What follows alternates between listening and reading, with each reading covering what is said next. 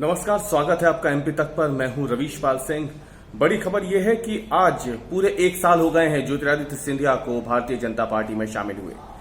11 मार्च 2020 का वो दिन आपको याद होगा जब ज्योतिरादित्य सिंधिया ने सालों पुराना कांग्रेस का साथ छोड़ा था और भारतीय जनता पार्टी की सदस्यता ले ली थी। इस महत्वपूर्ण राजनीतिक घटनाक्रम में मध्य प्रदेश की कमलनाथ सरकार गिर गई थी और भारतीय जनता पार्टी ने एक बार फिर से अपनी सरकार बनाई थी। दरअसल इसके पीछे पूरा का पूरा दोष कांग्रेस अभी तक ज्योतिरादित्य सिंधिया को देती है। लेकिन सवाल उठता है कि आज एक साल बाद जब हम देखते हैं तो क्या ज्योतिरादित्य सिंधिया भाजपा में रम गए हैं? क्या भाजपा को उन्होंने स्वीकार कर लिया है या फिर भाजपा ने क्या ज्योतिरादित्य सिंधिया को अपना मान लिया है? ये तमाम सवाल मुंह बाएं खड़े हैं। लेकिन अगर बीते एक साल के घटनाक्रमों पर नजर डाले तो इतना तो जरूर साफ हो जाएगा कि ज्योतिरादित्य सिंधिया धीरे धीरे भारतीय जनता पार्टी के नेता के तौर पर अपनी पहचान बनाते जा रहे हैं, पार्टी में रमते जा रहे हैं। इसकी शुरुआत अगर हम करते हैं 2020 में, जब पहली बार ज्योतिरादित्य सिंधिया भोपाल आए थे भारतीय जनता पार्टी में शामिल होने के बाद, तो उनका जबरदस्त स्वागत किया गया था। भोपाल की सड़कों पे न केवल तत्कालीन सिंधिया समर्थक या भाजपा में आ चुके उनके ऐसे नेता जो ज्योतिरादित्य सिंधिया को अपना नेता मानते हैं, उन्होंने जबरदस्त स्वागत किया था। एयरपोर्ट से लेकर भारतीय जनता पार्टी के कार्यालय तक ज्योतिरादित्य सिंधिया के स्वागत के अलग अलग कार्यक्रम हुए थे।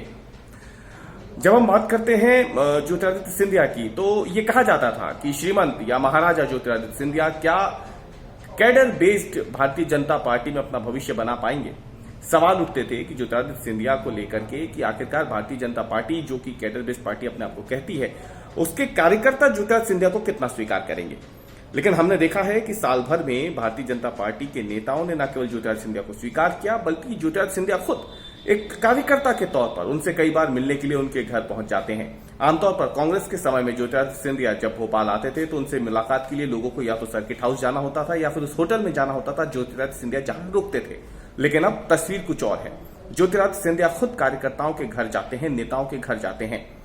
भले ही बाबूलाल गौर का घर हो जहां वो कृष्णा गौर से मिलकर आए हों, वीडी शर्मा जो प्रदेश अध्यक्ष है उनकी बात हो, या तमाम दूसरे नेता हो, उनके घर जाते हैं, उनसे मुलाकात करते हैं। अब सवाल ये उठता है कि कांग्रेस जो बार बार कहती है सिंधिया समर्थक, कांग्रेस में जब थे तो गुट माने जाते थे, कमलनाथ गुट, दिग्विजय गुट, सिंधिया गुट, और जब ज्योतिरादित्य सिंधिया ने कांग्रेस छोड़ी तो उनके साथ उनके कई समर्थक नेताओं ने भी कांग्रेस छोड़ दी थी। ऐसे में सवाल यह भी उठता था कि वो अब सिंधिया समर्थक कहलाएंगे या नहीं। लेकिन बीते एक सालों में देखा जाए तो ज्योतिरादित्य सिंधिया के वो समर्थक अब भाजपा में पूरी तरीके से रमे हुए नजर आते हैं। सवाल यह भी उठता था कि ज्योतिरादित्य सिंधिया जो एक तरीके से राजघराने से आते हैं, वो किस तरीके से एक कैडर बेस्ड पार्टी में खुद को स्थापित कर पाएंगे। तो हमने देखा कि किस तरीके से बीते एक सालों में ज्योतिरादित्य सिंधिया ने जमीनी स्तर पर काम किए हैं। नेताओं के तौर पर ही उन्होंने जनता के साथ अपना कनेक्शन जो है वो बढ़ाया है, ट्यूनिंग बढ़ाई है, और वो जगह जगह जाकर के अब खुद जनता से बात कर रहे हैं। तो एक तरीके से देखा जाए तो जमीन तलाशती हुई साफ तौर पर ज्योतिरादित्य सिंधिया यहां पे नजर आते हैं। जो दूसरा सबसे बड़ा सवाल निकल के सामने आता था वो ये कि क्या ज्योतिरादित्य सिंधिया के साथ आए नेताओं को भारतीय जनता पार्टी स्वीकार करेगी या नहीं। इसका जवाब मिलता है हाल ही में जब उपचुनाव हुए थे मध्य प्रदेश में 2020 में, तो उसमें देखा गया था कि सिंधिया समर्थक जो तमाम नेता थे जिनको उम्मीदवार बनाया था भारतीय जनता पार्टी ने, उस वक्त भीतरघात की बड़ी आशंका थी। माना यह जा रहा था कि भारतीय जनता पार्टी के अपने नेता अपने प्रतिद्वंदी को, जो क्योंकि कांग्रेस में पहले हुआ करते थे, उनको जिताने के लिए काम क्यों करेंगे।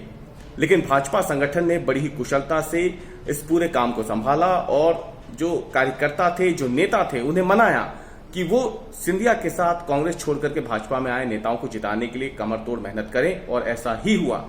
भारतीय जनता पार्टी के नेताओं ने पुराने गिले शिकवों को भुला करके सिंधिया के साथ आए नेताओं को चुनाव जितवाने में अहम भूमिका निभाई, और इसका बड़ा असर देखने को मिला विधानसभा उपचुनाव के नतीजों में, जिसमें भारतीय जनता पार्टी ने प्रचंड बहुमत हासिल किया।